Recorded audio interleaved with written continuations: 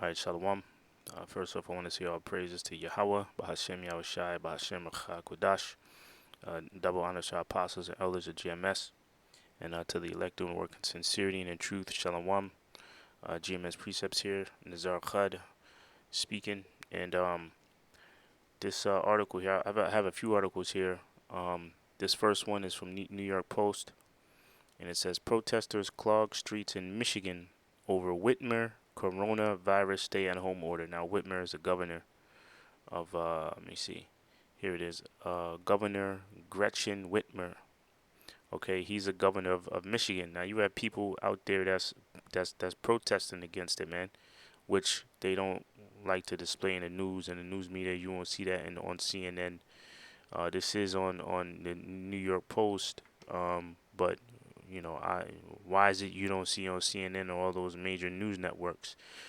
All right, so a few of these articles I have here, they're not really mentioning it in the news. Okay, all right, so you have protesters in Michigan. They did they protested in the streets. They caused major delays on the public streets in protest of their coronavirus stay-at-home order, which just got extended. Right. It says thousands of protesters on foot and in vehicles converged Wednesday on Michigan's capital to rally against Governor Gretchen's Whitmer stay-at-home orders. Operation Gridlock, organized by the Michigan Conservative Coalition, created a huge bumper-to-bumper traffic jam around Michigan capital in Lansing.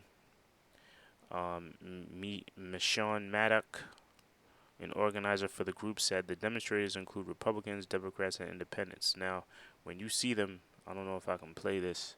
When you see them, they're fully dressed in I'll let that play. They're fully dressed in military gear, guns and all that, man. Okay. Matter of fact, here's a picture of it right here.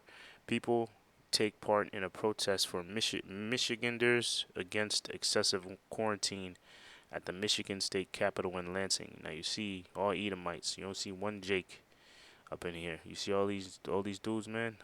You see Esau. They know what's going down.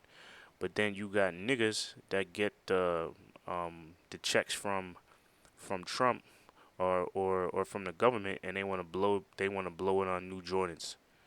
You know, here it is. Esau, they're getting ready, man. They see what's happening. They see that martial law is on the horizon. Yet you got niggas that want to post their stimulus check, and after they post it, the first thing they do is call a weed man, you know, and below $500 on weed, niggas, boy, and the other half on Jordans. So it says here, quarantine is when you restrict movement of sick people. Tyranny is when you restrict movement of healthy people. Maddock told Fox News, every person has learned a harsh lesson about social distancing. We don't need a nanny state to tell people how to be careful. So that's true. He said, quarantine is when you restrict movement of sick people. Tyranny is when you restrict people of healthy people. So that's all they're doing. It's called gradualism, where they do things bit by bit or in small increments. Okay, because the end game of this lockdown is going to be, the end game they want is to, like I said in my past few videos, this coronavirus, what's going to come after this should be feared more than the coronavirus itself. Because what's going to come after this coronavirus, the coronavirus is used as a Trojan horse for austerity measures like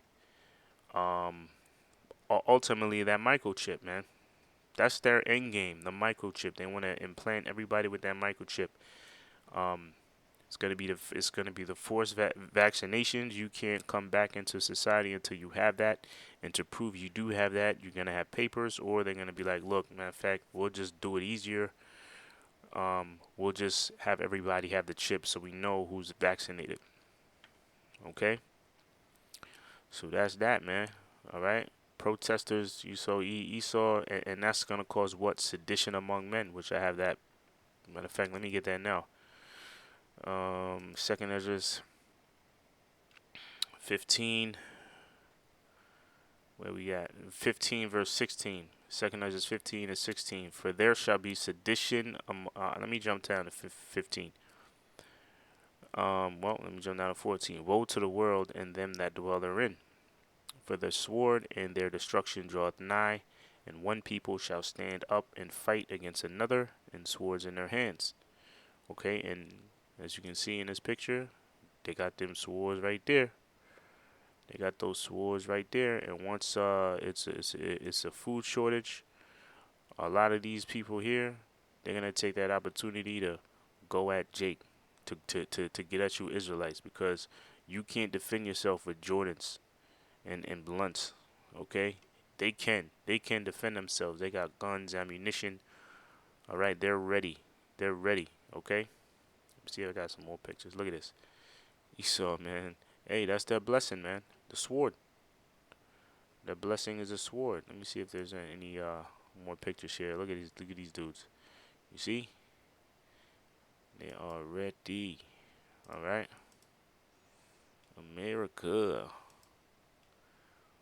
Those who would give up liberty to purchase safety deserve neither. That's true. Look at these niggas. Oh, he got the good mask.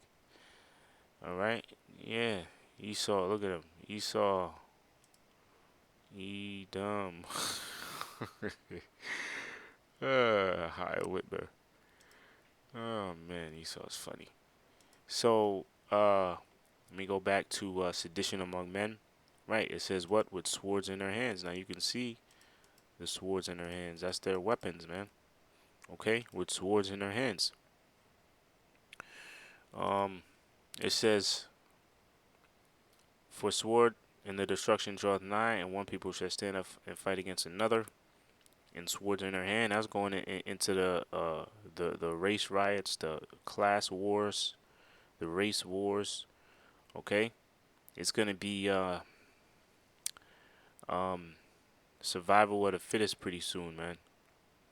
Okay, I gotta remember this quote, man. One of the elites said, humanity is lost after 7 days of starvation, or something to that effect. So you'll see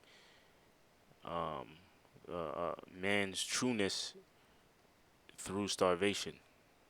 Okay, because then you just a light switch goes off and it's all about survival mode, and it's no more friendly neighbor. Okay, it says, for there shall be sedition among men. So that's the point I wanted. There shall be sedition among men. Now, when you go into the word sedition, it means an uprising towards the government, right? Let me continue on. It says, for there shall be sedition among men, and invading one another. They shall not regard their kings nor princes. Who are the modern day kings and princes? One of them is, where's the name here? Here's one, right? But can't get him right now. One of them is Governor Gretchen Whitmer. He's considered a prince of or princess of Michigan, I believe. Could be a bitch. Okay. It says, they shall not regard their kings nor princes, and the course of their actions shall stand in their power. A man shall desire to go into a city and shall not be able. That's talking about those, when they lock down the border. Okay. Right now, they're doing that on a light scale right now, where it's the curfew. Listen, once a curfew is enacted, you can call it anything you want to. Once they restrict you, listen, you can't go unless you're an essential worker at a certain time. Once they do that, I don't care what they say or what they call it, that's martial law. Okay? Alright, so I got another one here. This is from Associated Press. Far-right U.S. politicians label lockdowns anti-constitutional. Hold up, so you got U.S. politicians that are labeling these lockdowns as anti-constitutional. Okay, so this is just a fighting. Did I not say it was going to be a class warfare? It's not only going to be race wars, it's going to be a class war. All right, one people shall stand up and fight against another. All right. The scripture also says that Satan divided against Satan, how shall his kingdom stand? All right. I wanted to read a part in here. Okay, this quoted the thing from the other dude in that other article. Quarantine is supposed to be for sick people and not mandatory for healthy, law-abiding citizens. Okay, so people are waking up to the game the government is playing, and that game they want to do is they want to enact martial law. Okay, I guess I'll go to the next article. This is from Reuters. Iranian vessels come dangerously close to U.S. military ships. All right, so you see all these things happening. This is what? This is Wednesday the 15th. This is, where's the date here? I believe it's the same day. This article is,